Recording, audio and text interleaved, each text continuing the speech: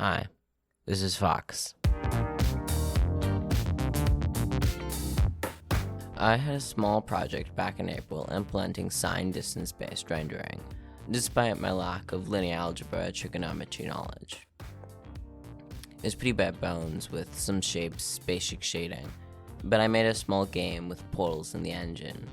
Just by looking at the graphics, you can tell it's rough. I had to reduce the screen size to 75 pixels to make performance even bearable. Plus, sine distance fields are one of the most inefficient rendering techniques out there, so I set out to make another graphics engine. I'm also trying to go deeper into the C++ standard library, so if you're into that stuff, feel free to check out the repo and drop tips in the comments.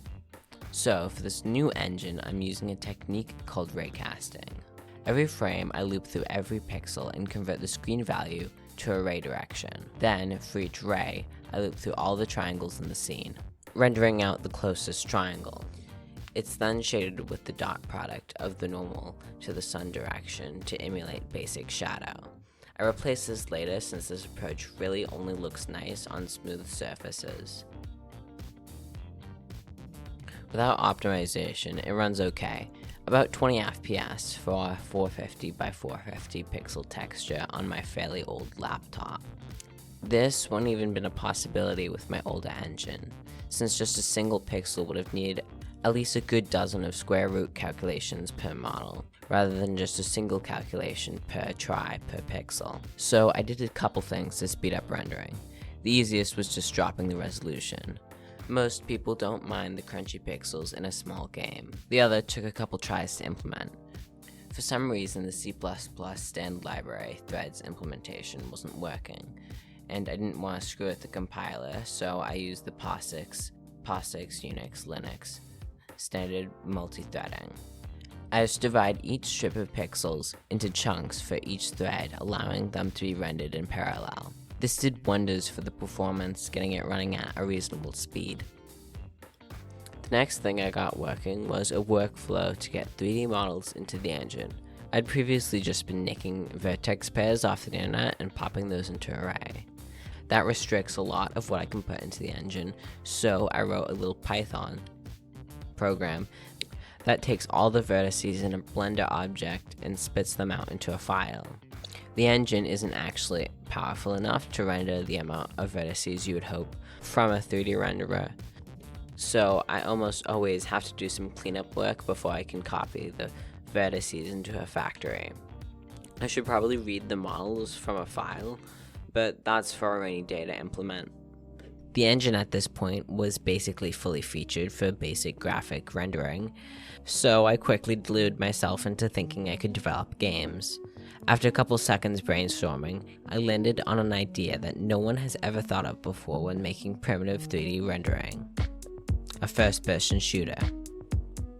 For an FPS to work, I needed proper collisions.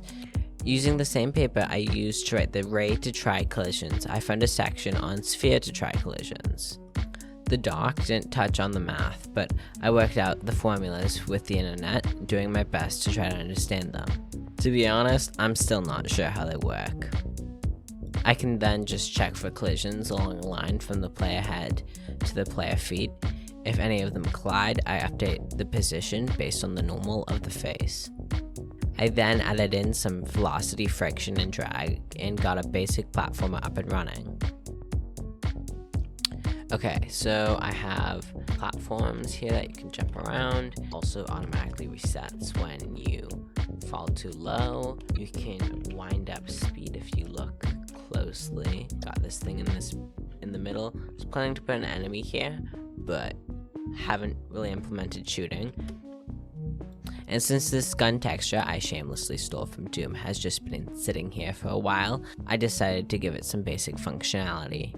Right now it just spawns a cube where the ray coming out from the center of the screen intersects with something. But I'll give it a proper use if I ever get around to making an actual game. Using the cube, you can hop around the level a bit more. I think this now would be a good time to explain the revolutionary shading technique I don't know the name of. Basically, as opposed to lighting with the dot product to some light source, I instead light based on the dot product with the ray direction. I think the shading gives the edges enough contrast to the image so you can really see the geometry. If you know what this is called, please tell me. And that's the demo. You can check out the code base on my GitHub. You can find that link in the description. So if you want to play the game, you'll have to get a bit into the weeds. That's all I have for this project. So see you next time, where we are going to completely reinvent and revolutionize social media from scratch.